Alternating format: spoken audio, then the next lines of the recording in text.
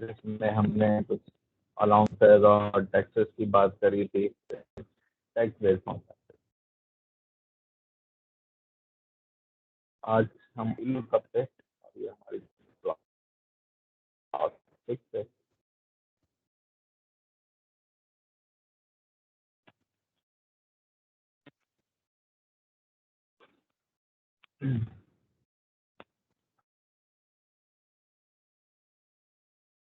Function का name है V lookup. V lookup हर उस जगह पे इस्तेमाल हो सकता है जहाँ पे हमने इसको इस्तेमाल किया था। मतलब ये एक किस्म का सर्च बेस्ड फॉर्मूला है, फंक्शन कहते हैं हम इसको, जिसमें ये आपके पास जो वैल्यू लेके आता है या जो रिजल्ट है वो फाइंड करके कर रहा होता है। हमने जो पिछली क्लासेस में जहाँ जहाँ वी लुकअप लगाया था, जरा उसको इसकी एग्जाम्पल में देख लेते हैं ताकि चीज़ें जो है वो इजीली समझ में आ जाए। तो जैसे हमने एक मार्कशीट बनाई थी, कॉपी करता हूँ और उसको मैं यहाँ पे पेस्ट कर दूँ।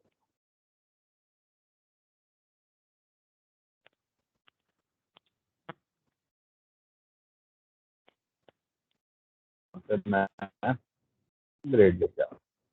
बस सिर्फ वी लुकअप के लिए आप है देखेगा, कंडीशन को चेक करेगा और उसके हिसाब से चीज़ों को आंसर लेके आएगा।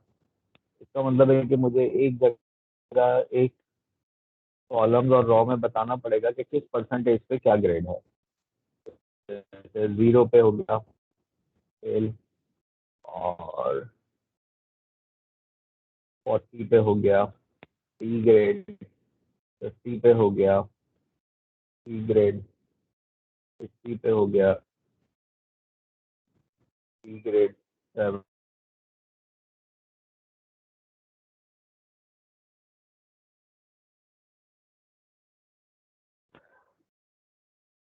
अब आते हैं हम यहाँ पे, तो इक्वल वी लुकअप, उसका जो हमें नीचे इंडेक्स मिल रहा है वो हमें ये बता रहा है कि सबसे पहले आपने कप वैल्यू कप क्या है। Table of array, table of array का मतलब यहाँ पे ये है कि ये कहाँ से इस टेबल से फाइंड करेगा। तो ये टेबल ऑफ एरे है और उसका कॉलम नंबर कौन सा होगा अगर ऐसे इस्तेमाल करते हैं हमने। तो लुकअप वैल्यू ये है, यानी कि इसको सेक्शन टेबल के क्राइटेरिया के मुताबिक वैल्यू लेके आ। तो इसकी परसेंटेज 98 है। टेबल ऑफ एरे मेरे पास ये रहा, ये मैंने दो कॉलम सेलेक्ट कर लिए थे। अब ये छोटा सा एक समझेंगे टेबल, इसको समझ रहा है, जिसमें एक और दो कॉलम है और कुछ रोज हैं, सही है। और जब मैं यहाँ पे कॉमा लगाऊंगा, अब चाहें तो F4 करके इसको लॉक कर दें। शीट को F4 करके मैंने लॉक कर दिया। कॉमा, अब कॉलम इंडेक्स कौन सा है, तो ग्रेड जो है वो उसके कॉलम नंबर 2 में। ये देखें, फॉर्मूला ड्रैग कर देता हूँ, अरे ये है, ये देखें काम भी करेगा। जैसे अभी मैं इसको कम करता हूँ नंबर, ये हो गया, ये हो गया, ये हो गया,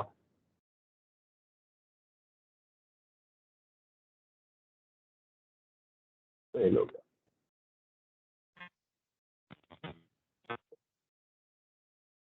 इसमें सिर्फ एक चीज पे दो चीजों को इसमें देख,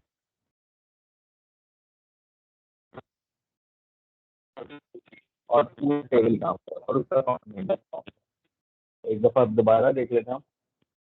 सर आपकी आवाज बहुत कट रही है, समझ में नहीं आ रहा। अब तो सही हुई, अब आवाज बेहतर हुई। जी सर, अब आवाज बिल्कुल बेहतर है। असल में ये माइक जो मैं यूज करता हूँ वो वायरलेस है। लुकअप और लुकअप वैल्यू ये है, कॉमा, टेबल ऑफ एरे ये है, F4 सिलेक्शन को लॉक करना है, कॉलम इंडेक्स यानी कि ग्रेड किस कॉलम में, 2 है। इसको 2 हम इस वजह से कह रहे हैं कि ये कॉलम 1 है और ये 2 है।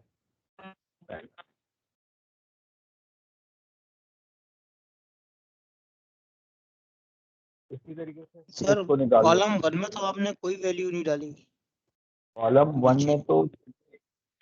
में तो परसेंटेज है, तो परसेंटेज थोड़ी मुझे मालूम करनी थी। मैंने इसको कहा कि ये परसेंटेज है और ये कॉलम इंडेक्स 2 है। हम्म, उस परसेंटेज से वो जो ग्रेड उसको नजर आया वो लेके आ गया। अब जैसे रिमार्क्स है,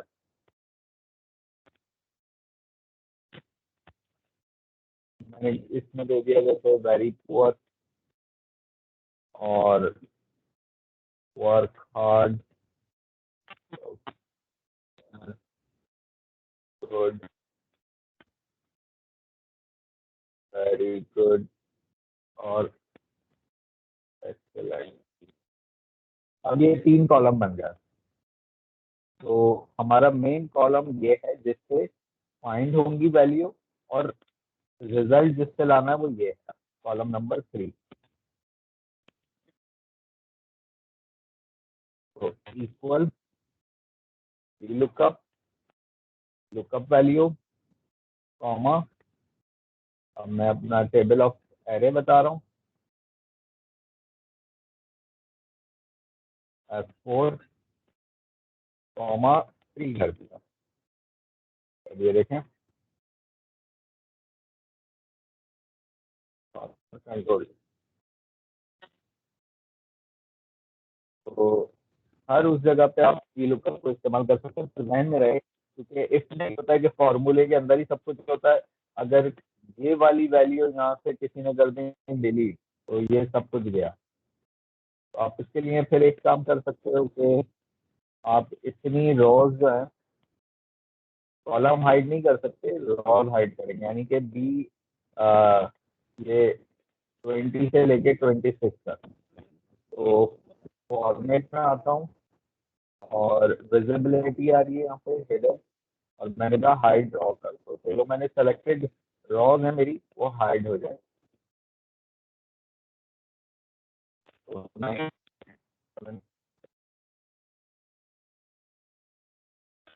और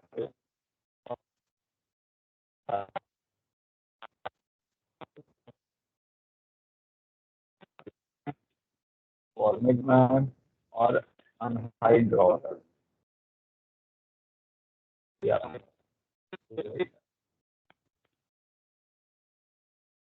सर आप माइंड नहीं करें, आपकी आज आवाज बहुत कट रही है, कुछ समझ नहीं आ रहा मुझे।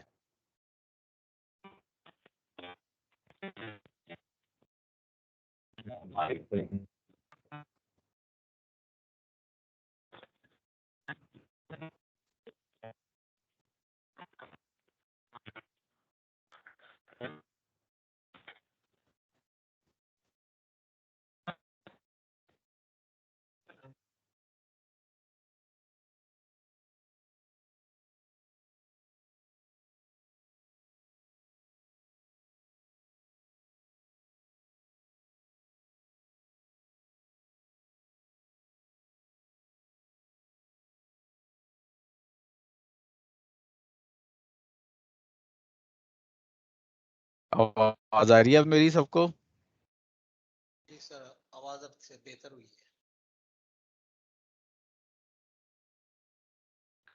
है। अरे की बात है यार, वो तो वायरलेस माइक नहीं चल रहा। चले बहरहाल, वो कभी इंटरनेट के सिग्नल का भी इशू होता है।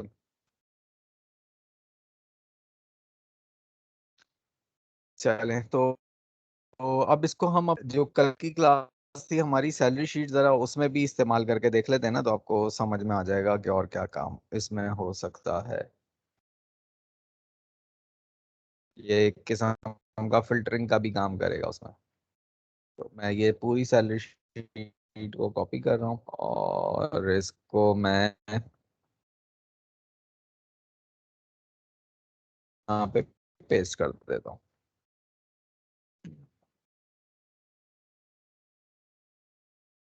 अब मैं इसकी हेडिंग्स को कॉपी कर लेता हूँ, पेस्ट कर देता हूँ। अब यहाँ पे जैसे मैंने कल एक एडवांस फिल्टर भी दिखाया था तो बिल्कुल उसी तरीके से मैं इसको भी यूज करूंगा कि अगर मैं खाली एम्प्लॉय की आईडी दूं तो वो सर्च करके ले आए। मतलब यहाँ पे अगर मैं A001 लिखूं और एंटर कर दूं तो पूरी चीजें आ जाए तो यहाँ पे फिलहाल मैंने A001 दे दिया equal V lookup. Lookup value हमेशा मेरी यही रहेगी कि अगर मैं फॉर्मूला ड्रैग करूं तो उधर ही रहे वो। जैसे अभी मैं F4 नहीं कर रहा तो ताकि मैं फर्क दिखा दूं आपको। कॉमा टेबल ऑफ एरे कहाँ है, ये रहा मेरा टेबल ऑफ एरे। इसे आप F4 करके लॉक कर दें। कॉमा इसका कॉलम नंबर कौन कौन सा है, ये कॉलम इंडेक्स 1 है, ये 2 है, तो हम 2 से शुरू करेंगे और एंटर कर दें। अब इसमें एक चीज सामने आ जाएगी। अब ये A001 पे अहमद है पर ये NA दे रहा है, नॉट एक्सेसिबल दे रहा होता है, क्योंकि ये टेक्स्ट को फाइंड कर रहा है और टेक्स्ट में फाइंड करने में अहमद में भी A है, अली में भी A है, और इसी तरीके से कोई और A से रिलेटेड नाम आ गए जो मिलते जुलते हुए, तो ये उसमें कंफ्यूज होगा और उसको फाइंड नहीं कर पाएगा। तो कॉमा 2 के बाद कॉमा 0 कर देते हैं ताकि ट्रू की वैल्यू में अप्रोक्स मैच करेगा। तो ये देखें, अब A002 करता हूँ मैं यहाँ पे। सही, तो अब ये मसला हल हो गया। इसी तरीके से आप सैलरी पे आते हैं, इक्वल वी लुकअप। अब मुझे क्या करना पड़ रहा है, दोबारा इधर आना पड़ रहा है, कॉमा टेबल ऑफ एरे मेरा ये है, F4 कॉलम नंबर अब 3 हो जाएगा और कॉमा 0 यानी कि वैल्यू ट्रू पे जाए। तो देखें, अगर मैं फॉर्मूला ड्रैग कर देता हूँ तो जब मैं एक राइट पे एक सेल ड्रैग कर रहा हूँ तो यहाँ पे देखें ये भी यहाँ पे आ गया, टेबल है तो वो लॉक था तो सही था। अब मुझे इसको भी यहाँ पे रखना पड़ा और इस दफा मुझे कॉलम नंबर 4 करना पड़ेगा। मैं दोबारा कंट्रोल R कर दूं या राइट करके ड्रैग कर दूं तो मुझे फिर करना पड़ रहा है। तो इसके लिए मैं आसान काम कर, ये जो C36 है क्योंकि हर कॉलम इसी से आएगा तो मैं इसको भी F4 कर देता हूँ, लॉक कर देता हूँ और कॉलम नंबर मैं इसको 5 कर देता हूँ। देखिए अगर मैं फॉर्मूला ड्रैग कर रहा हूँ तो सिर्फ मुझे कॉलम नंबर चेंज करना पड़ रहा है। 6 control R, 7 control R, 8 control R, 9 control R,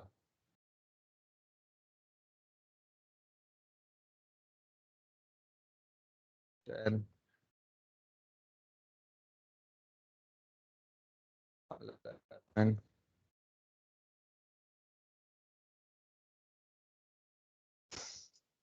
तो अब ये हर बार हर कोई चीज में एक दफा तो किसी ना किसी इंसान को मेहनत करनी पड़ती है अपना सिस्टम बनाने के लिए। जब सिस्टम बन जाता है तो वो फिर डिलीवर करता है। तो ये देखें जैसे कि अब सिर्फ क्या हो रहा है, वो सिर्फ वहाँ पे वो A005 लिखेगा और A003 देगा तो वो पूरी उसकी शीट आ जाएगी। कोई सवाल?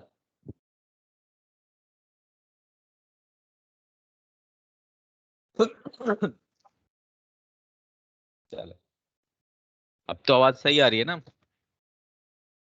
जी सर, अब आवाज काफी बेहतर है। चले, अच्छा, मतलब टेक्नोलॉजी फेल हो गई। अच्छा चले आते हैं और यहाँ पे अब दूसरा ऑप्शन है हमारा चार्ट का।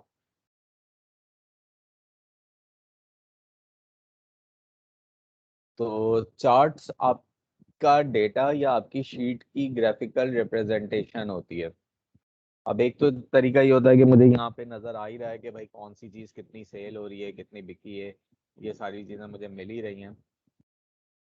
अब मैं इसको ग्राफिकली भी दिखाना चाहता हूँ, मतलब बार के जरिए। तो मैं इसको सेलेक्ट कर लेता हूँ, इंसर्ट में आ जाता हूँ, और इंसर्ट में यहाँ पे चार्ट्स की बहुत सारी टाइप्स हैं, इसमें मैं रेकमेंडेड चार्ट्स पे आता हूँ।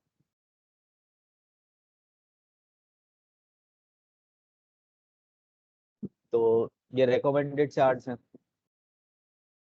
इस स्टाइल में चाहिए, इस स्टाइल में चाहिए, इस स्टाइल में चाहिए, तो हम इसको कॉलम में ले लेते हैं और ओके कर देते हैं। तो एक चार्ट जिसमें आपके लेजेंड्स बता रहा है कि आपको जो क्वांटिटी वाली लाइन है वो इसमें मिलेगी, रेट वाली लाइन है इतने इसमें मिलेगी, और अमाउंट वाली लाइन है इसमें मिलेगी। इससे इससे बेहतर मैं एक और चीज पे बनाता हूँ,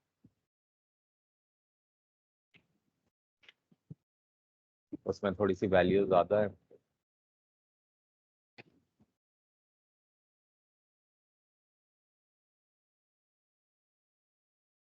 इस पे बना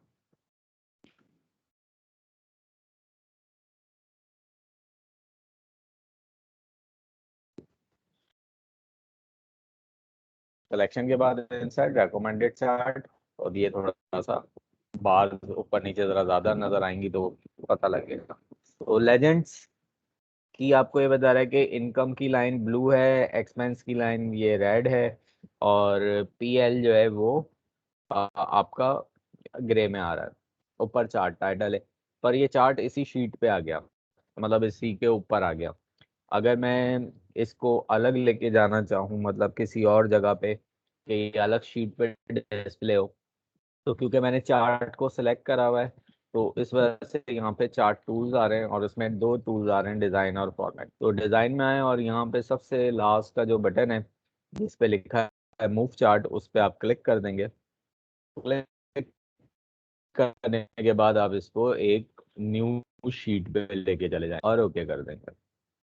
तो ये देखें, आपके पास चार्ट जो है वो एक न्यू शीट पे आ गया।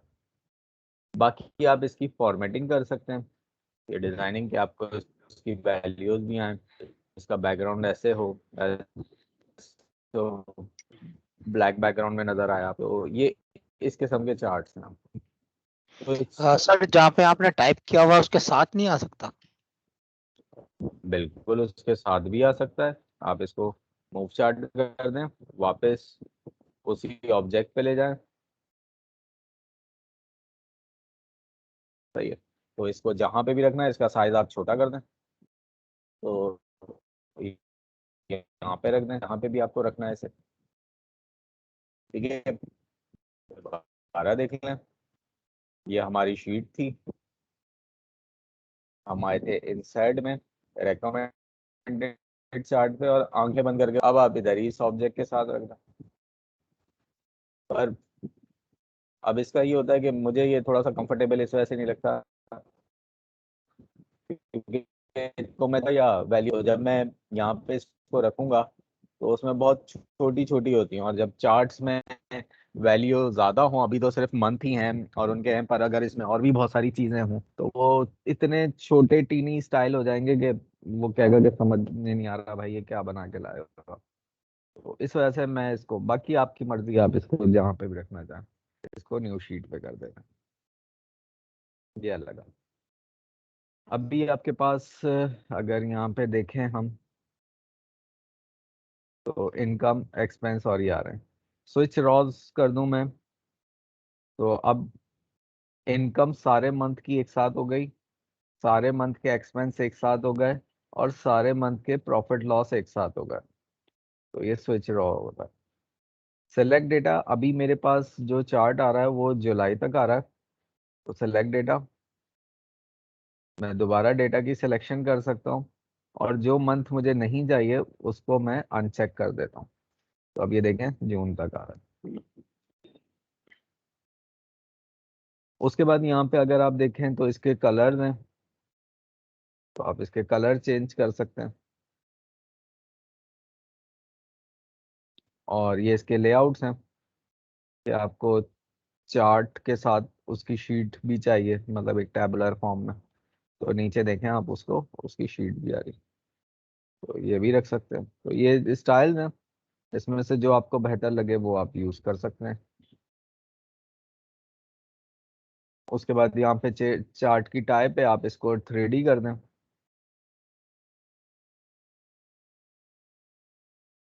तो ये 3D स्टाइल हो गया चार्ट। और अगर आप इसे वापस लाइन या पाई चार्ट कर दें तो ये आपके पास लाइन हो गया। ओके, तो ये चार्ट है और इसको वापस आप कॉलम में कर दें।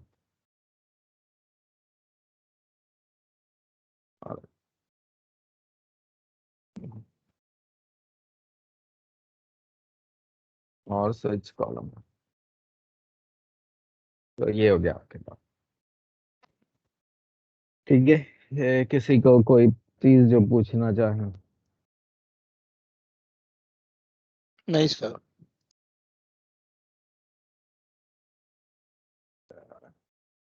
तो अब हम आते हैं वैलिडेशन पे। वैलिडेशन का मतलब है किसी भी जगह पे किसी प्रोडक्ट की वैल्यू को आप वैलिडेट कर सकते हैं। मतलब यूं समझें कि हर उस जगह पे रॉन्ग इनपुट रोकनी है। अब एग्जाम्पल 1 स्टार्ट करते हैं कि भाई ये एक मार्कशीट है और इसमें हर पेपर की जो रेंज है वो 1 से 100 तक है। सही है। तो आप चाहते हैं कि अगर इसमें कोई गलती से 1001 भी हो गया है तो भाई ये 10 स्टूडेंट में तो चले पकड़ा जा सकता है, पर 10,000 स्टूडेंट में कैसे होगा? तो हम इसको क्या करते हैं, वैलिडेट कर देते हैं। तो जिस जगह आपने कंट्रोल करना है चीज़ों को, उस शीट को पहले आपने सेलेक्ट कर दिया, डेटा में आए, डेटा वैलिडेशन पे आए, और ये अलाउ हुआ है एनी वैल्यू कि इसमें कोई भी चीज़ दें वो एक्सेप्टेबल हो। तो हमने कहा ऐसा ना हो होल नंबर जो बिटवीन हो मिनिमम 1 और मैक्सिमम 100 के। ओके कर दें। तो अब ये जितना एरिया मैंने सेलेक्ट किया था वो वैलिडेट हो गया। और अगर अब मैं रॉन्ग इनपुट देता हूँ तो ये एरर मेड एरर आ गया। सही है, एक्सेल मेड एरर आ गया।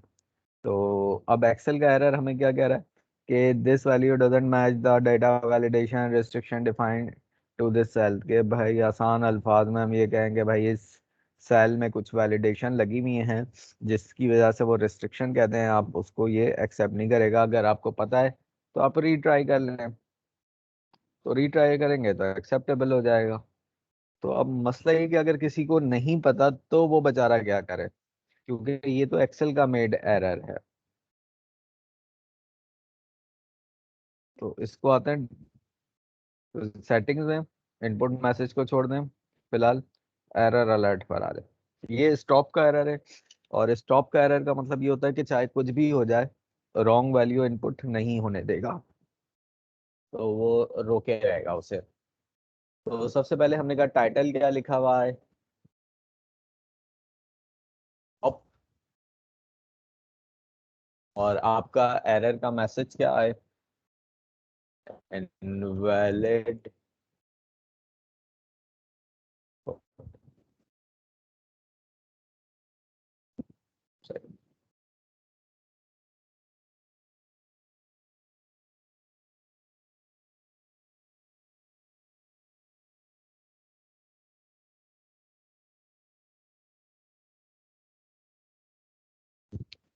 और हो गया करना। अब देखें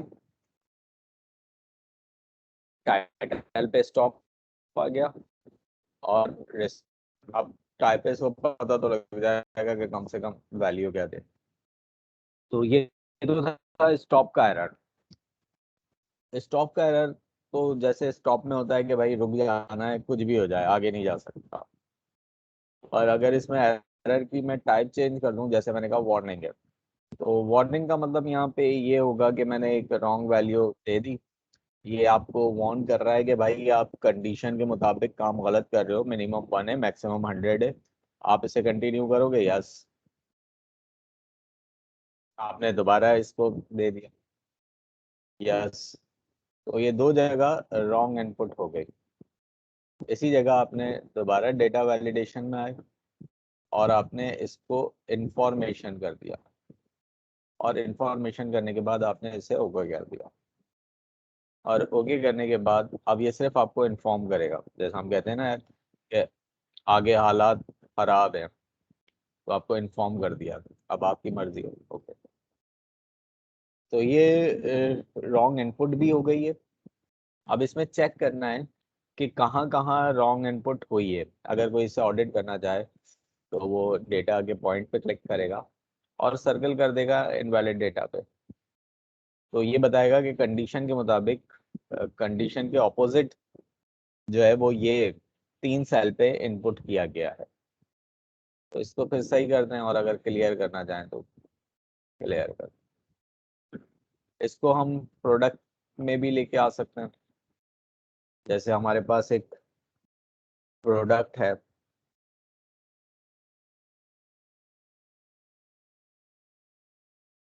और उसका एक प्राइस है।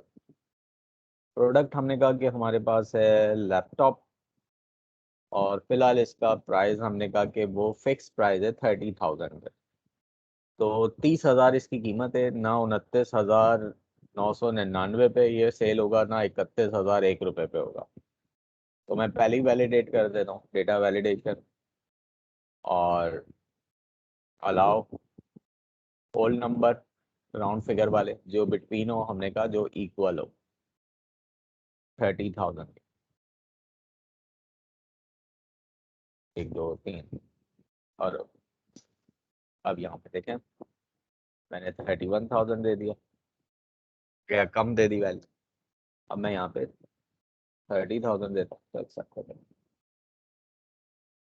तो ये आपके वो जो हम कहते हैं कि रॉन्ग इनपुट को कंट्रोल करेगा, ना सिर्फ कंट्रोल करेगा बल्कि उसको रोकेगा भी, उसको वैलिडेट भी करेगा, उस पर रिस्ट्रिक्शन भी लगाएगा। तो अब ये आपके अपने ऊपर है कि आप इसको कौन सी वैलिडेशन देते हैं। अगर आप इसको होल नंबर दे रहे हैं तो डेसिमल पॉइंट में दे रहे हैं, किसी लिस्ट को चेक करा रहे हैं, किसी डेट और टाइम को चेक करा रहे हैं, टेक्स्ट की लेंथ को चेक करा रहे हैं कि अगर इतने करेक्टर से ज़्यादा हो तो एरर आ जाए, या कस्टम कोई भी बना सकते हैं। इनपुट मैसेज में क्या आएगा, तो मैंने यहाँ पे दे दिया टाइप 30,000, ओके कर दिया। अब ये देखें, जिस जगह पे मैं क्लिक करूंगा ये फॉरन टूल टिप दे देगा कि इस जगह पे 30,000 टाइप करना है। तो ये एक इनपुट मैसेज के तौर पे भी काम करेगा, जैसे हम कहते हैं कि ये वैलिडेट कर देगा, तो वैलिडेशन से पहले का रूल बता देगा। तो ये हो गया आपकी वैलिडेशन।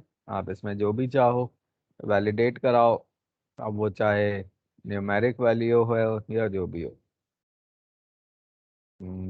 और क्या रह गया, रिव्यूज में अगर हम देखें तो एक्सेल में, क्योंकि कोई टेक्स्ट एडिटर तो है नहीं जहाँ पे हमें टाइप के दौरान स्पेलिंग चेक करानी पड़े, बाद में चेक करा सकते हैं यहाँ पे। प्रोटेक्ट शीट करना चाहें तो ये शीट नंबर 6 है, इसको प्रोटेक्ट कर दें हम। सेल किस किस को प्रोटेक्ट करना है, उस पर चेक लगा दें। पासवर्ड मैंने दे दिया 123, कंफर्म 123, ओके कर दिया।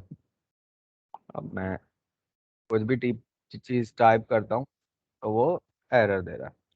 अनप्रोटेक्ट करना चाहें तो अनप्रोटेक्ट शीट 2 3। और अगर इसी तरीके से पूरी फाइल पे ही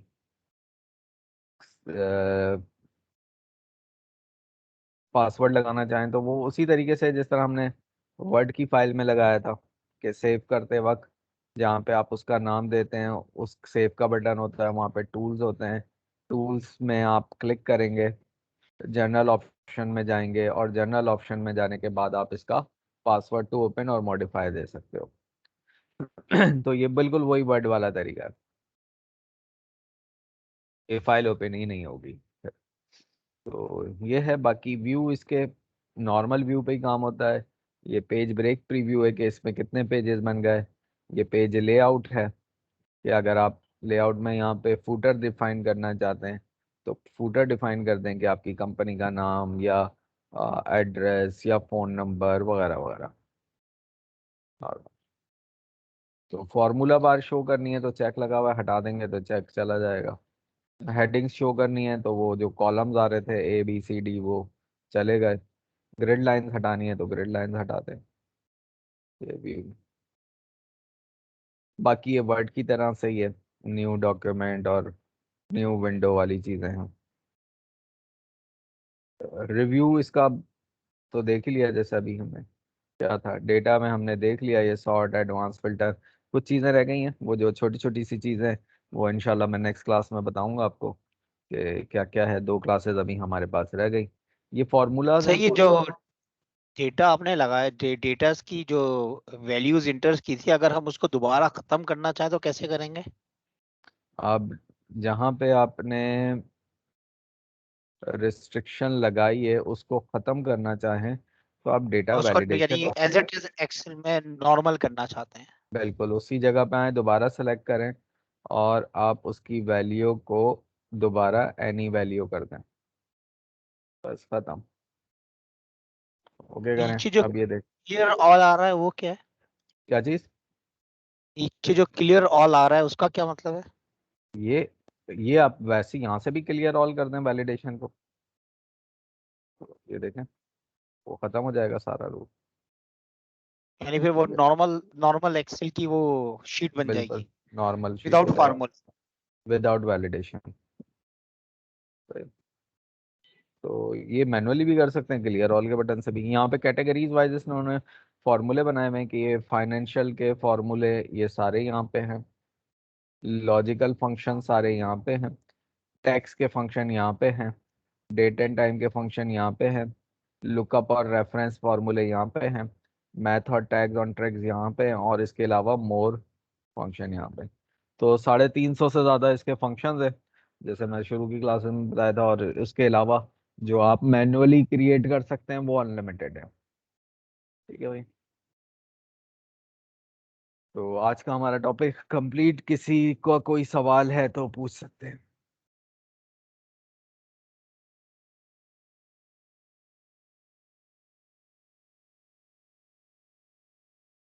नहीं सर।